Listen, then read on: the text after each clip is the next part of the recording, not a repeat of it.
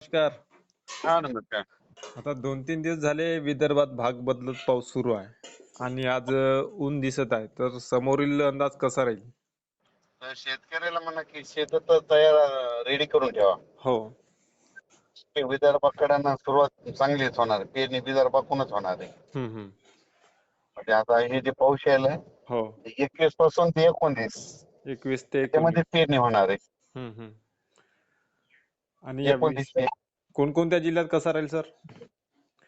ते पाऊस सगळीकडेच राहणार आहे. सर्वत्र. हो. आणि 20 पर्यंत पावसाची व्याप्ती कशी राहील? 20 पर्यंत हे आता भाग बदलत राहील सध्या. हम्म हम्म. 18 पासून आणखीन वाढेल हा हा हा. आणि 21 ते 30 मध्ये 29 मध्ये पेरणी होऊन जाईल. 29 पर्यंत. हो. आता सर तुमचा व्हिडिओ बघितला पेरणीचा शेतकऱ्यांनी आमच्या गावच्या, हा हा. आणि लगेच दुसऱ्या दिवशी धूळ पेरणी केली. आणि तुम्ही सांगितलं होतं भाग बदलत पाऊस, तर 2 दिवस कंटिन्यू पाऊस देखील झाला. मग काय जमलं ते त्यानं. पुन्हा हा. आज उद्या पुन्हा आणखीन होणार आहे. पुन्हा आज पण आता दररोजच पाऊस येणार आहे विदर्भात. म्हणजे ना हम्म नागपूर, भंडारा, गोंदिया, चंद्रपूर, यवतमाळ हम्म. तुमच्या पट्ट्यात ना आता दररोज थोडा थोडा दररोज वेगवेगळ्या भागात पाऊस पडणारच. हो. सगळीकडे नाही पडणार पण दररोज सुरूच राहील इकडं तिकडं इकडं तिकडं. म्हणजे भाग बदलत पावसाचे दर्शन होत राहील. हो. आणि 21 पासून मग चांगला पाऊस आहे मग. 21 जून पासून. मग 21 ते मग 30 मग पेरणीच होणार. हे जे म्हणायचे ना दुष्काळ पडणार आहे काही नाही पडणार तुम्ही बघा. हा हा हा.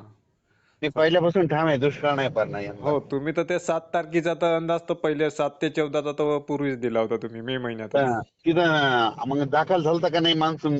झाला बऱ्याच झाला भागात झाला ना दाखल. झाला 7 ते 14 जूनच्या आतमध्ये. तर आता आमच्या गावच्या तर पेरण्या 50% तर धूळ पेरण्या सक्सेस झाल्या. आता काल देखील आमच्या इकडे खूप पाऊस झाला परत आणि काल देखील तुम्हाला पडला असेल. हो हो, काल पडला ना सायंकाळी 6च्या सुमारास, 6, 7, 8 वाजता. पडला ना? हो, पडला पडला पाऊस. आणि सर आता म्हणजे सोयाबीनच्या पेरण्या 20च्या पलीकडे होईल. जमिनीमध्ये हीच बरोबर ओल गेली तर सोयाबीन पेरून टाका म्हणायचं. हा, नाही तेवढी पण ओल नाही. नाही.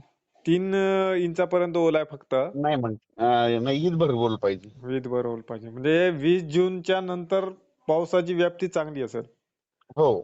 म्हणजे त्याच्यानंतर ना सर, हे अल निनोचा दुष्काळ पडेल, पाऊस कमी पडेल यावर्षी, असा आता प्रसार माध्यमातून बातम्या येत आहे. नाही काही पडणार नाही. त्यामुळं कसं शेतकरी आता पहिलंच खते महाग झाली, त्यामुळं आता हॅलो. कसं. हा, बोला ना. आज न तुम्हाला ज्यानं ज्यानं कापूस लावलाय का हो. त्यांना काय म्हणा तुम्ही त्यांच्याकडून पेढे खावा ना आज.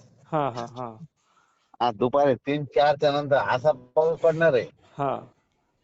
खूप. 3 ते 4च्या नंतर. हो तुमच्या नागपूर जिल्ह्यामध्ये सगळीकडेच आहे. अच्छा अच्छा, विदर्भ इकडं नागपूर, हा, यवतमाळ, विदर्भ चंद्रपूर. चंद्रपूर सगळीकडेच आहे. हम्म. आज दुपारनंतर खूप पाऊस आहे. भरपूर. वाटल्यास काय करा पाऊस सुरू झाला मला फोन लावा. ठीक आहे ना, मी व्हिडिओ कॉलच करतो तुम्हाला. 4:30 वाजता फोन लावा. 4:30-5ला पाऊस सुरू झाला. ठीक आहे ना. हो. तसं 3लाच वातावरण सुरुवात होईल पण तुम्हाला 4:30 पर्यंत. हम्म. म्हणजे व्याप्ती होऊन जाईल 4:30 पर्यंत. हो.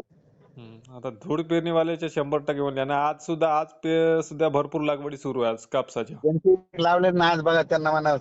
आणि दुष्काळ वगैरे काय पडणार नाही. जुलैमध्ये जास्त पाऊस पडणार आहे म्हणा. हा हा. ऑगस्टला थोडा कमी राहील. सप्टेंबर ऑक्टोबर पर्यंत पाऊस जोरात पडणार आहे. अवकाळी म्हणजे या ते वर्षी मालामाल होणार आहेत म्हणा शेतकरी पाऊस कमी असल्यामुळे. म्हणजे पिकांचा पोषक असा पाऊस आहे आज सध्या हा या पिकाला वर्षीचा. लागेल तसा पाऊस पडणार. म्हणजे जेवढी आवश्यकता आहे तेवढाच पाऊस आहे. हो. ह्या दुष्काळाच्या बातम्यामुळे शेतकरी पूर्ण खचून गेलाय. पण फक्त मी एकटाच सगळ्यांना धीर दिलं पाऊस येणार आहे म्हणून. नाही ना, बरोबर. ते तुमचा अंदाज जो 7 ते 14चा होता ना, हो. तो मी पूर्ण गावातील शेतकऱ्यांना सांगितला. तर त्याच्यावर काही शेतकऱ्यांनी विश्वास ठेवला ना, आणि तुमच्या पेरणीचा जो व्हिडिओ होता हो. त्या व्हिडिओवर 100% विश्वास झाला लोकांचा.